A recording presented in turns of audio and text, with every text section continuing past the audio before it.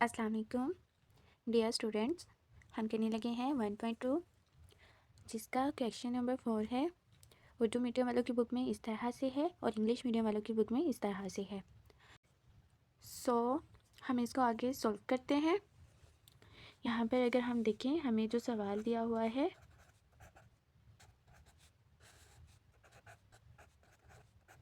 वो इस तरह से है। जितनी भी रकमें हैं इस तरह की हमने उनको सॉल्व करना सीखा है।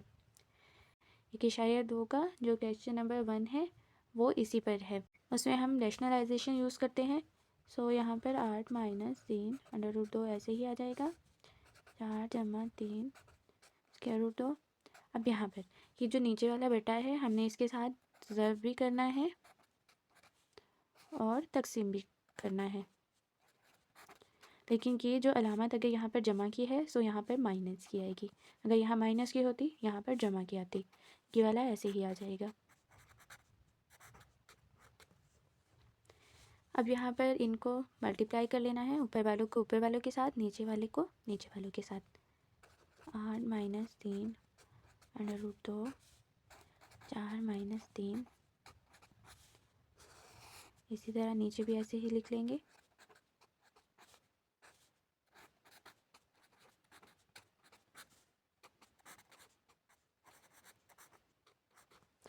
यहाँ पर नीचे जो बटे के नीचे है वो तो समझ आता है कि क्या करना है। फार्मूला बन रहा है, सिंपल फार्मूला बना देंगे। 4 का स्क्वायर -3 √2 का स्क्वायर। सो यहाँ पर हमने कौन सा फार्मूला लगाया है जो कि बराबर होता है a जमा b, a माइनस b। सो अगर हम यहाँ पर देखें ये वाली चीज़ और ये वाली चीज़ दोनों सेम है। जैसे यहाँ पर है और यहाँ पर जमा है, यहाँ पर माइनस है, यहाँ पर जमा है, यहाँ पर माइनस है। इसी तरह ये वाली चीज़ और ये वाली चीज़ दोनों सेम है।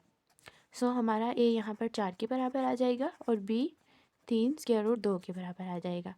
तो अब हमने इसकी ये वाली फॉर्म बना दी है। a का स्क्वायर जो हमारा a था और b का स्क्वायर जो हमारा b था।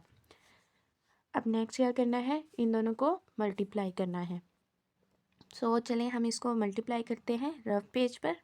लेकिन सबसे पहले यहाँ पर बराबर नहीं आएगा, इसको हमने साथ साथ लिखते जाना है। अब हमने ये लिख लिया है, इनको आपस में ज़र्ब करना है। सो पहले मैं यहाँ पर इस 8 को लूँगी, यहाँ पर लिखूँगी 4 - 3 √2 ऐसे ही आ जाएगा। माइनस है तो माइनस। अब मैंने इसको लिखना है।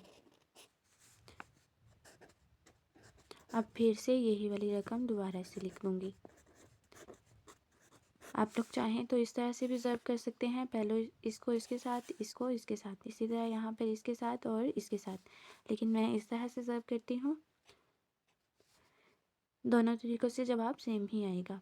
8 ज़रब 4 करते हैं तो 32 बनता है माइनस। अब यहाँ से अगर देखें 8 इसके साथ भी ज़र्ब हो रहा है और इसके साथ भी, लेकिन हमने 8 को सिर्फ इसके साथ मल्टीप्लाई करना है। क्यों? क्योंकि ये बगैर जज़र के है और 8 भी बगैर जज़र के है, तो हमने इन दोनों को आपस में मल्टीप्लाई करना है। अगर यहाँ पर 8 के ऊपर जज़र होता तो हम इसे जज़र 2 के साथ ज़र्ब करते।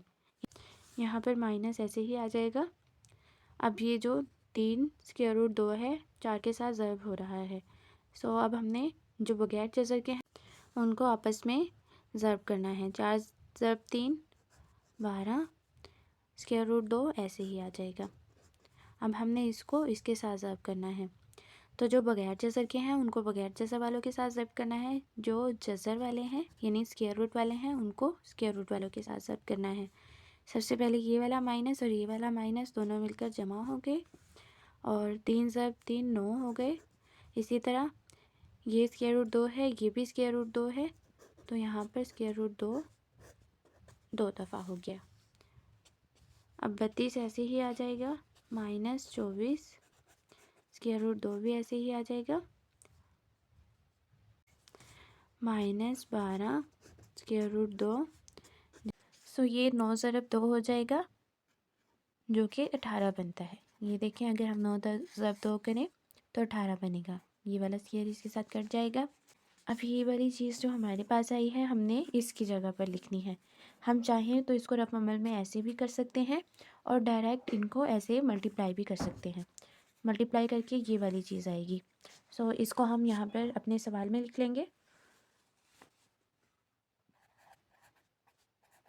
24 square root 2 minus 12 square root 2 और यहाँ पे आ जाएगा जमा 18।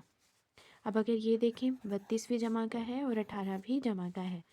इन दोनों को जमा करें तो हमारे पास आ जाता है 50। अब ये वाला देखें, ये माइनस 24 स्क्वायर रूट 2 है, ये माइनस 12 स्क्वायर रूट 2 है।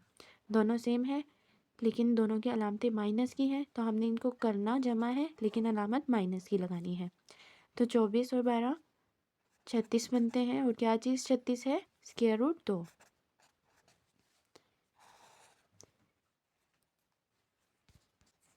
4 ज़रब 4 16 आ जाएगा माइनस। अब ये वाला स्क्वायर इसके ऊपर भी है और इसके ऊपर भी है, 3 का स्क्वायर करेंगे 9 बन जाएगा।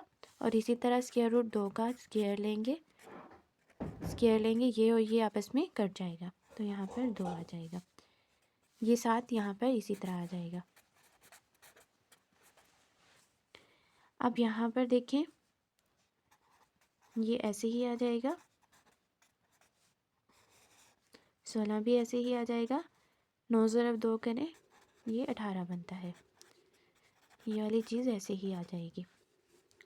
अब अगर यहाँ पर देखें, 50 ऐसे ही आ जाएगा, ये भी ऐसे ही आ जाएगा, ये भी ऐसे ही आ जाएगा। 16 माइनस 18 करें तो हमारे पास जवाब 2 आता है, लेकिन माइनस का।